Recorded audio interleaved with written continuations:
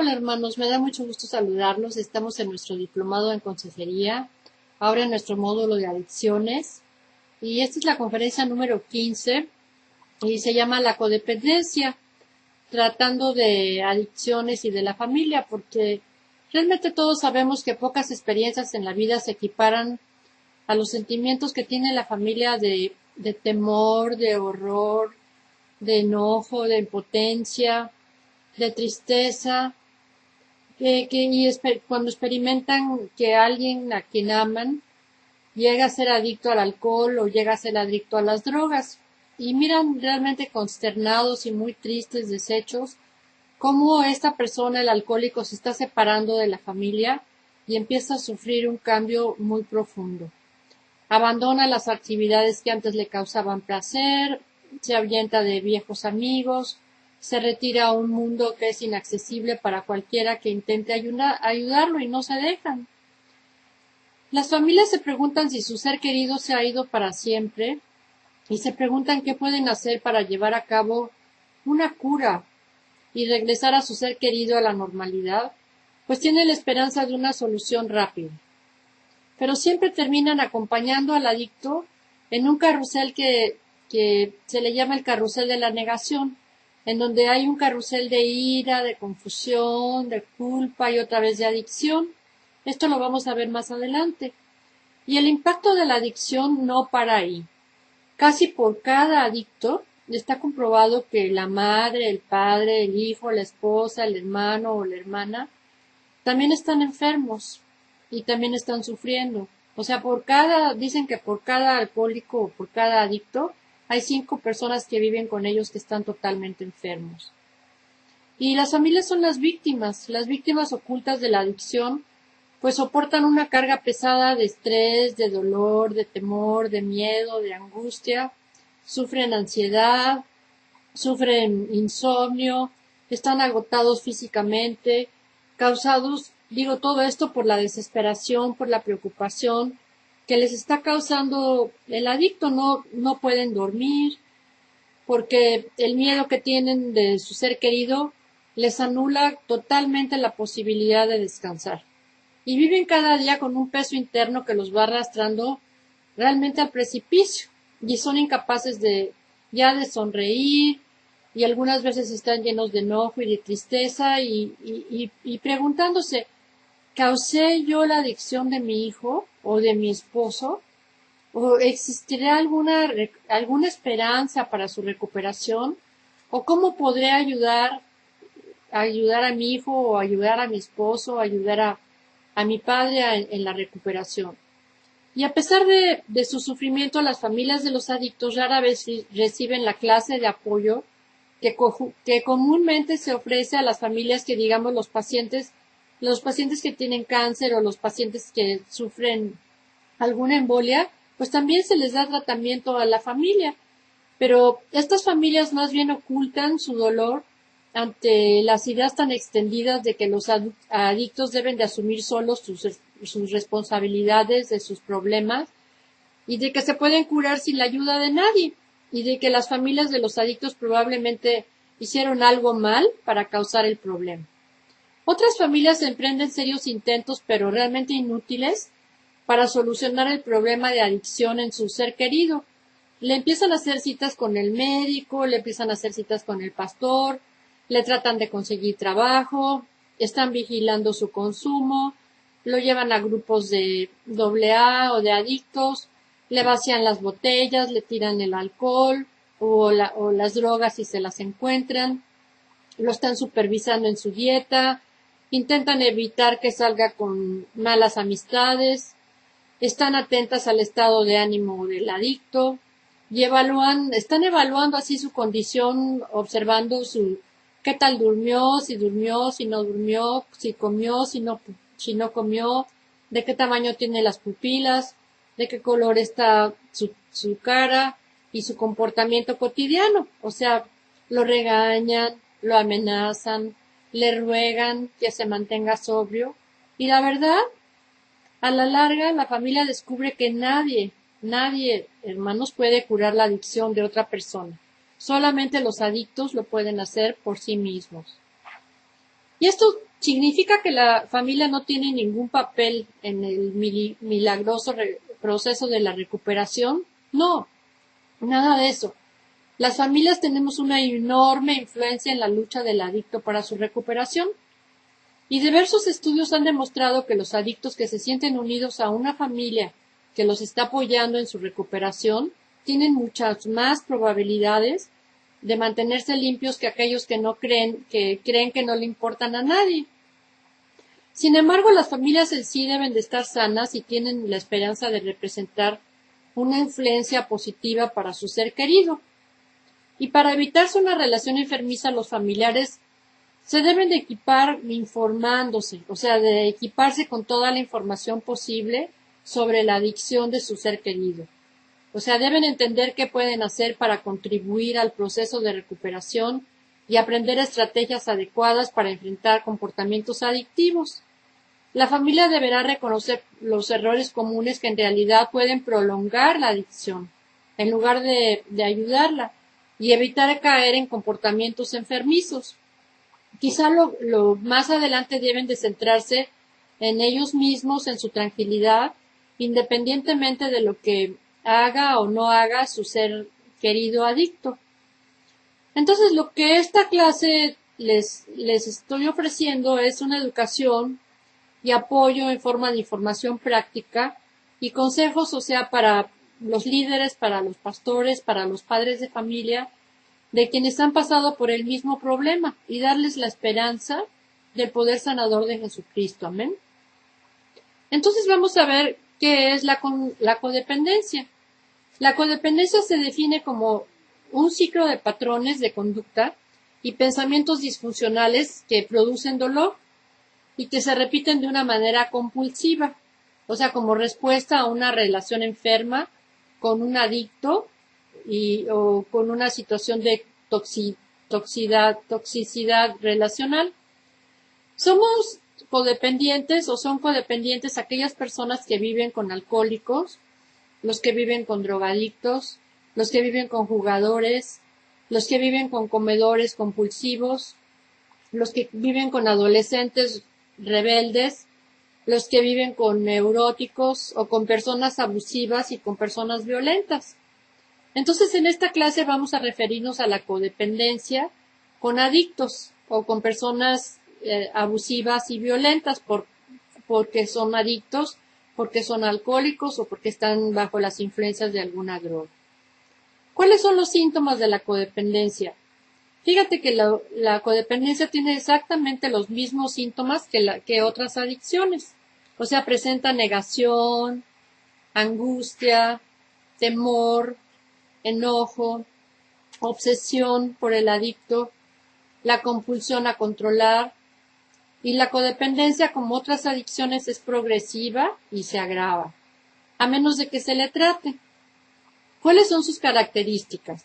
Como primer paso hacia la comprensión del proceso de la codependencia, veremos algunos de estos comportamientos de los adictos, o sea, porque como los adictos ya vimos en las clases pasadas cuáles son sus mecánicas de defensa y cuáles son sus comportamientos. Pues bien, pues la familia tiene exactamente las mismas mecánicas, como son la negación. El adicto siempre niega que tiene un problema e insiste en que puede controlarlo, ¿no es verdad? No, porque yo lo puedo dejar cuando yo quiera, no necesito ayuda, no pasa nada. Y ni siquiera cuando lo meten a la cárcel o se queda en la calle, un adicto va a dejar de negar que la adicción es la causa de sus problemas. Así es tan grave la negación. Y muchas familias de adictos niegan durante mucho tiempo la adicción de este ser querido, antes de que las circunstancias los obliguen a enfrentarla. O sea, parece que la negación es una respuesta humana natural a situaciones que no estamos preparados para enfrentar o que somos incapaces de hacerlo. Y lo más dañino para la familia es su negación de los efectos de la adicción que ella misma sufre. O sea, como la adicción frena el crecimiento emocional y mantiene al adicto centrado únicamente en su gratificación personal, o sea, los adictos tienden a pasar por encima de la propiedad, tienden a pasar por encima de los límites, tienden a pasar por encima de nuestras emociones y de otras personas. O sea, son como el tsunami. Los familiares que quieren al adicto tienen dificultades para ver qué es lo que está sucediendo o tal vez minimizan sus transgresiones del adicto. Pueden permitir que la familia puede permitir que los estén manipulando, que les mientan y que se aprovechen de ellos. Una y otra vez, así a menudo con la idea equivocada de que están ayudando al adicto. Y la negación puede generar una enorme infelicidad para los familiares cuando luchan por sostener una versión de la realidad que en cierto nivel saben que es mentira. O sea, reprimen sus sospechas, se reprimen sus temores y la conciencia de que el adicto los está utilizando. Sin embargo, pueden persistir en su negación por mucho tiempo porque la verdad no saben qué hacer. Otro aspecto es la deshonestidad. O sea, esta abarca la evasión, las mentiras, el comportamiento delictivo en el que pueden llegar a incurrir para mantener su hábito. Y las familias que tratan con un ser querido adicto están tratando con un mentiroso. Y porque mienten para seguir alimentando su hábito, porque mentir en sí también se les ha hecho un hábito de mentir.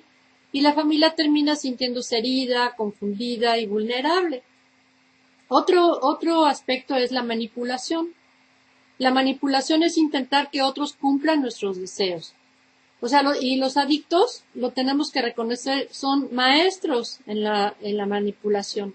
Y sin importar cuán irracional y contraproducente parezca su conducta, muchas veces los adictos consiguen todo lo que quieren de aquellos que sienten por ellos el afecto más profundo. O sea, los utilizan como instrumentos de manipulación y utilizan el miedo, la culpa, la lástima. O sea, la familia llega a tener miedo y cómo no, ¿verdad? De que el teléfono suene y que le digan, bueno, ya tu hijo está en la cárcel o ya chocó o sienten miedo de que no han tenido noticias del adicto durante un tiempo. Y el miedo que nace del amor y la preocupación de la familia por el adicto se vuelve una de las armas más favoritas de en el juego de la manipulación. O sea, es muy difícil decirle que no a alguien cuando estamos temiendo porque se muera, ¿no es cierto? Es difícil mantenernos firmes cuando estamos temerosos de que nuestro ser querido termine en la cárcel o termine, bueno, muriéndose o matándose o viviendo en la calle. Entonces esto es muy lógico. Después, por otro lado, tenemos la culpa. El adicto suele buscar a alguien siempre para culparlo por su situación. Y ese alguien a menudo es uno de los padres o la pareja o algún familiar. Y la mayoría de los padres cuando piensan en la manera en que criaron a sus hijos, se arrepienten por lo menos de algunas cosas, de que no fueron tan estrictos, de no haber pasado más tiempo con ellos, de que se divorciaron, de no haberlos sobreprotegido tanto.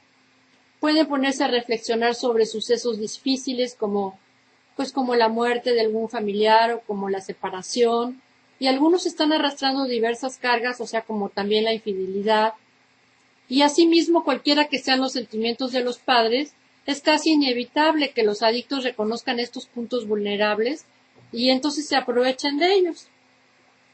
En las parejas el juego de la culpa se ve mucho, o sea, y puede dar un giro ligeramente distinto, porque los adictos pueden tratar de inducir la culpa señalando defectos personales, así como conductas pasadas. Ay, si fueras tú si realmente me quisieras, yo no bebería tanto. Si no fueras tan fría, yo no me tendría que drogar.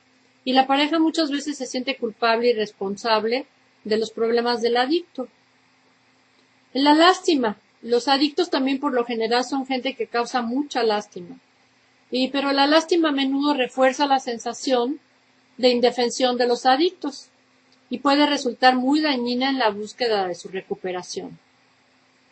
Entonces nosotros como consejeros debemos de saber todos estos aspectos para poder aconsejar a la familia y también para poder aconsejar al adicto, porque tenemos que entender que la dinámica familiar es importantísima, o sea, para el tratamiento del adicto, porque también la familia está enferma. En la próxima clase vamos a ver cómo es el tratamiento del adicto pero yo quería hablarles en esta clase sobre la codependencia y la importancia tan trascendental que tiene la familia en las adicciones.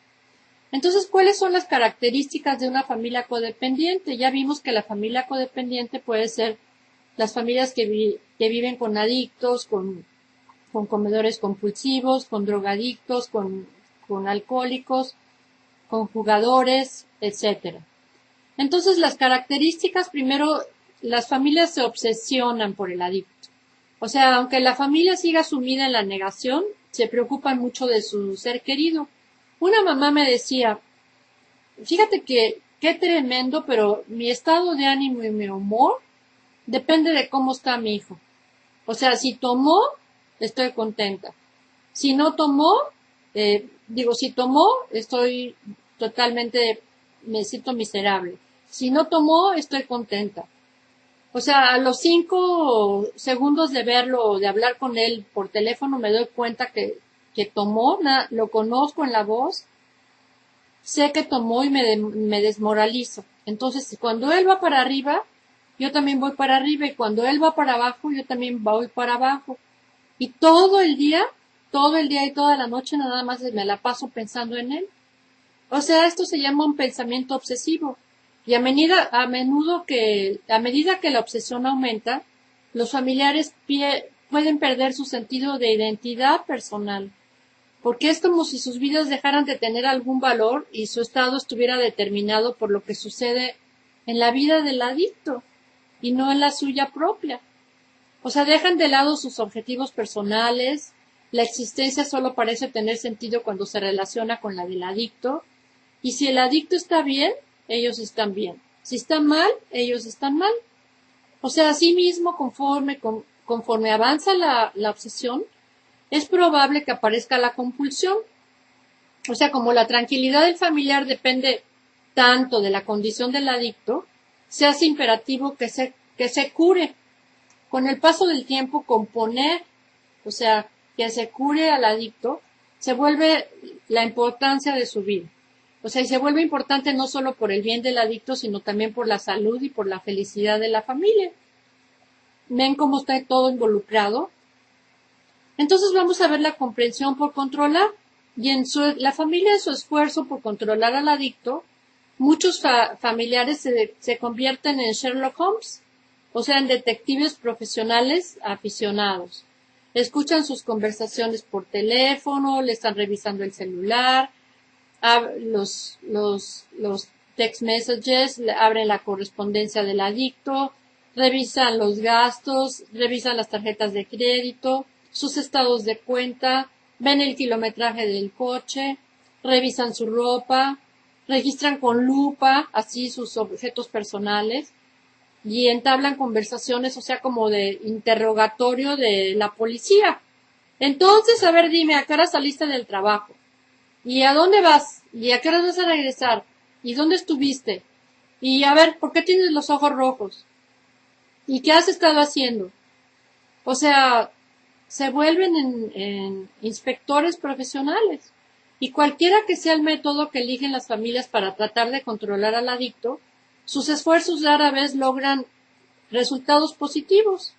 Y lo que es más, al centrarse también en su ser querido, es probable que pongan en riesgo su propia salud emocional y física. Otra característica es que en estas familias existe mucha angustia. O sea, las familias padecen un estrés terrible y prolongado, o sea, cuando están confrontando con la adicción de su ser amado. Y experimentan una preocupación constante como, ay, ¿irá a pagar la renta? ¿O lo irán a meter a la cárcel? ¿O irá a perder su trabajo? ¿O de veras a lo mejor se va a morir de tanto que se está drogando o tanto que está tomando? Y realmente, hermanos, hacer frente a una adicción puede despojar a la vida de toda la alegría y llevar a los familiares afectados a vivir en un estado constante de ansiedad, de angustia, de temor, de sobresalto. Y no es de sorprendernos, o sea, que de tantas familias de adictos sufran como cuando menos alguno de los efectos del estrés, o sea, que no se nota como dolores de cabeza, dolor de espalda, problemas intestinales, gastritis, hipertensión, insomnio, depresión y fatiga crónica. También surgen conflictos matrimoniales, cuando los padres no están de acuerdo sobre la mejor manera de actuar. O sea, los hijos y los cónyuges se sienten abandonados cuando un familiar dedica absolutamente toda su atención al adicto y descuida a los demás. Me decía un esposo, tal parece que en esta casa hay que volverse alcohólico para recibir la atención de esta familia, porque yo ya no tengo esposa y ya no tengo otros hijos y lo único que importa nada más en la vida es nuestro hijo alcohólico. Entonces, en tales circunstancias infelices se suelen acumular resentimiento y enojo, y esto lo estaba diciendo porque la esposa pues estaba sin dormir y completamente preocupada y obsesionada por su hijo que tomaba tanto. Incluso quienes han sido más pacientes con el adicto en ocasiones se pueden sentir furiosos, porque no es de sorprender, y el amor sano solo puede florecer en un ambiente de respeto, en un ambiente de consideración mutua. O sea, que son cualidades escasas en la mayoría de los adictos. Más bien los adictos nos decepcionan y lastiman a las personas a las que más aman. En sus notas y en sus programas de trabajo tienen un cuestionario que ustedes les pueden aplicar a las personas para ver si son codependientes. Entonces dice así el cuestionario: responde sí o no a las siguientes preguntas, buscando ser lo más honesto o lo más honesta posible. ¿Vives o has vivido con algún familiar con alguna adicción? ¿Sientes que aguantas o toleras demasiadas actitudes negativas de los demás? ¿Estás frecuentemente tratando de cambiar o tratando de entender a los demás? ¿Te sientes demasiado responsable del bienestar de otros? ¿Inviertes mucho tiempo en pensar cómo cambiar, ayudar a otros y te olvidas de ti?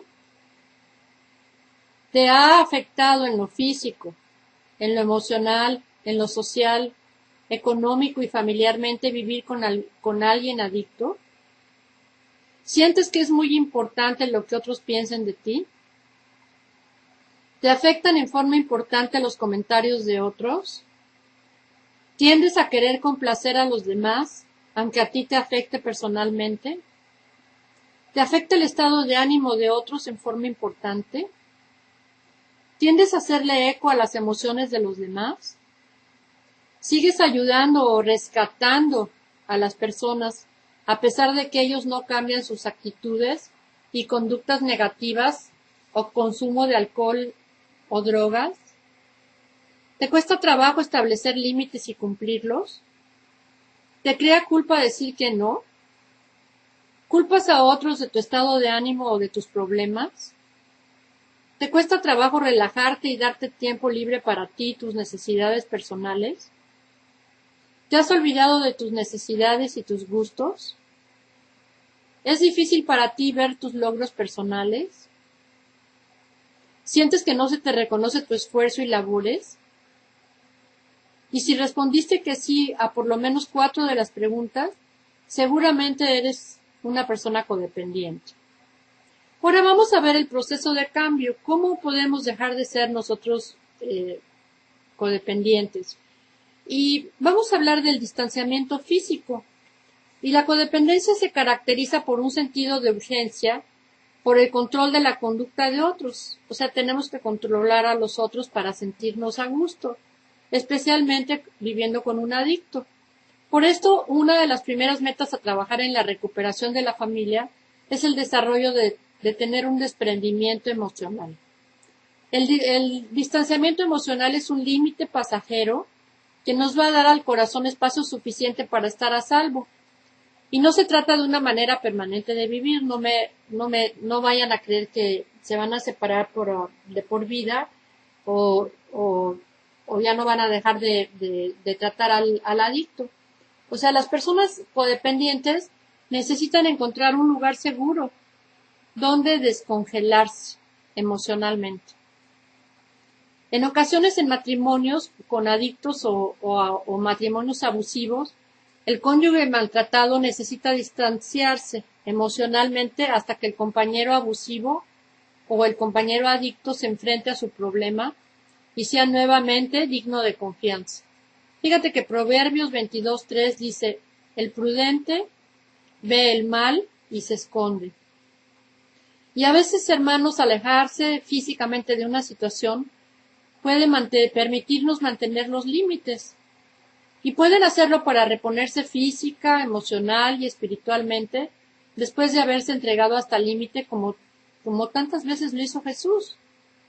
Y la Biblia nos exhorta a apartarnos de aquellos que nos están continuando, que nos están lastimando, y a crearnos un lugar seguro.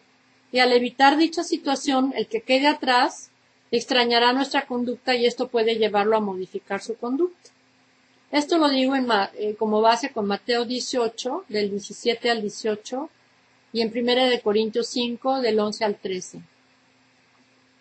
Muchas veces, en una relación abusiva, la única manera para que alguien entienda que nuestros límites son reales es crear una brecha, o sea, un distanciamiento entre ambos hasta que la otra parte se decida a enfrentar su problema. Quien ha vivido una relación abusiva no debe de regresar hasta que haya pasado el peligro y hasta que una verdadera conducta de cambio se haga patente. Porque muchas personas se apresuran a confiar en una persona en el nombre del perdón sin cerciorarse que de la persona esté produciendo frutos de arrepentimiento, como dice Lucas 3:8. Continuar confiando emocionalmente sin notar un verdadero cambio es una tontería. Perdóname, pero tienes que proteger tu corazón hasta ver un cambio permanente. Este desprendimiento se hace a través del cambio de formas de pensar y de actuar que vienen con la recuperación. O sea, el codependiente se debe de desprender de su obsesión por el control y de los patrones de conducta compulsivos que le están causando dolor. Y desprendimiento, entiéndeme bien que no es desentendimiento, sino es más bien la vía más razonable para enfrentar un problema, el problema de la adicción. Porque nadie que esté enganchado en una dinámica de codependencia puede ayudar al adicto a recuperarse. ¿Por qué? Porque la adicción daña las relaciones familiares, haciendo muy difícil la expresión del amor sano. El desprendimiento emocional habilita al codependiente para ejercer y para brindar el amor que siente por el adicto. Y simultáneamente le permite establecer límites sanos, con claridad y con firmeza. Y para lograr tener un desprendimiento sano, es necesario trabajar intensamente en la recuperación de la codependencia. Y es una capacidad que llega a lo largo del tiempo. Nosotros para tratar de llevar estas relaciones tenemos que establecer límites. ¿Qué son los límites? Los límites son reglas, son normas, son acuerdos que dan tranquilidad y que permiten una adecuada comunicación familiar y una vida más gobernable y más sobria. Poner límites significa definir las cosas que cada miembro de la familia debe realizar, la cual implica el respeto hacia sí mismo y responsabilizarse cada quien de su propia vida. Los límites posibilitan el desarrollo y el transgredirlos crea confusión, crea inseguridad, crea angustia. Y en la familia disfuncional no se respetan. En la familia disfuncional no se establecen o son demasiado rígidos, lo que significa ser cómplice de la enfermedad. Y cuando esto sucede, los miembros de la familia como que se invaden unos a otros y no hay organización. Los límites son personales y se necesitan para tener un orden interno.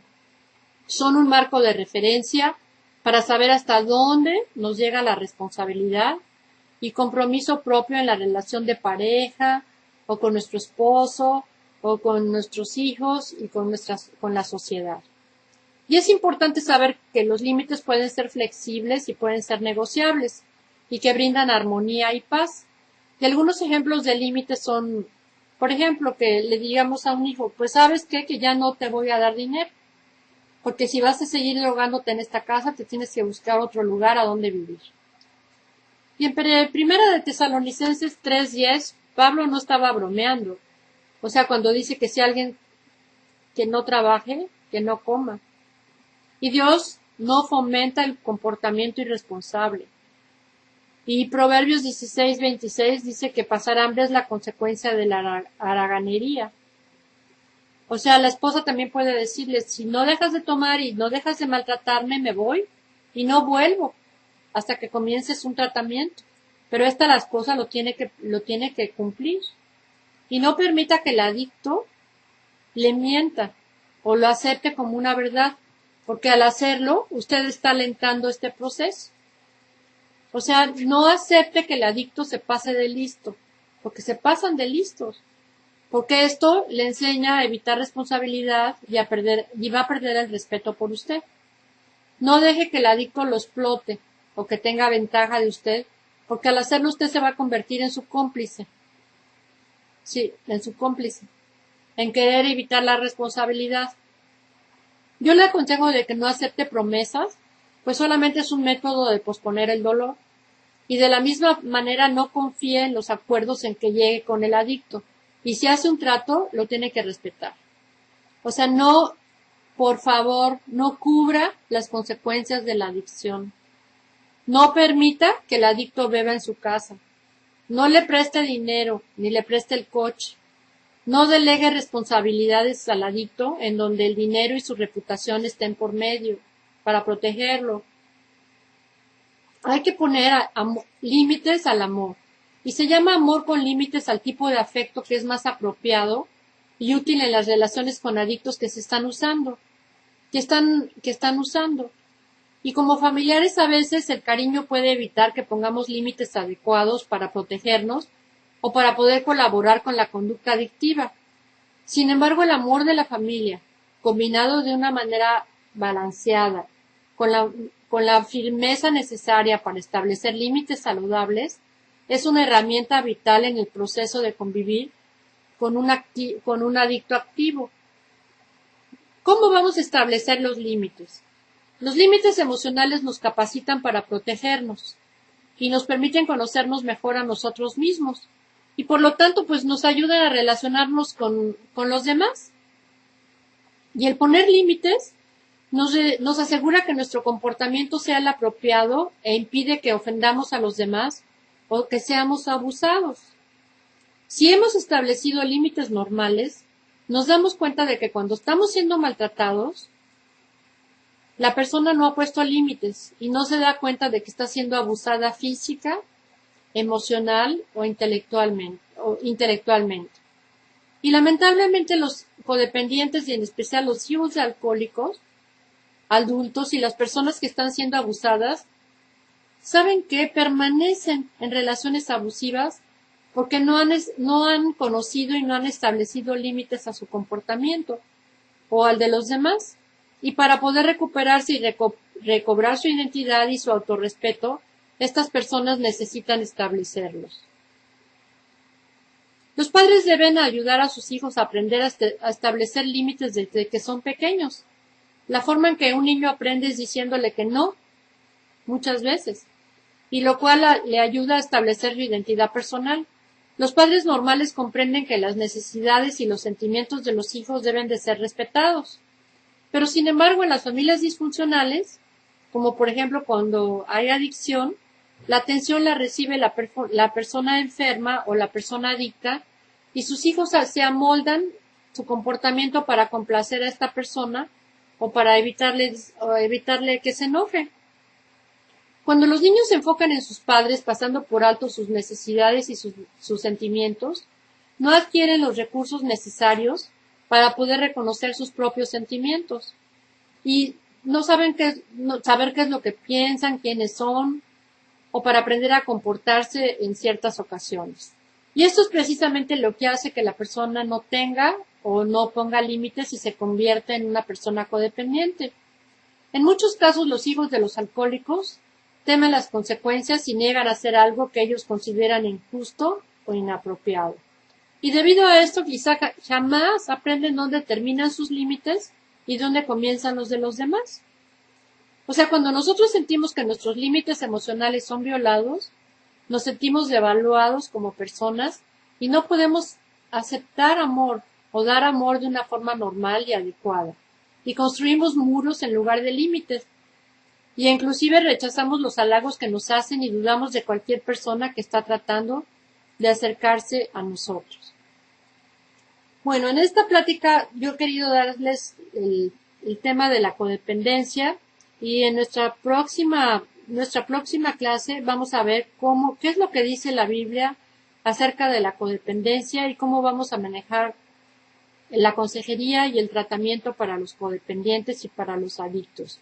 Que Dios los bendiga y nos vemos a la próxima.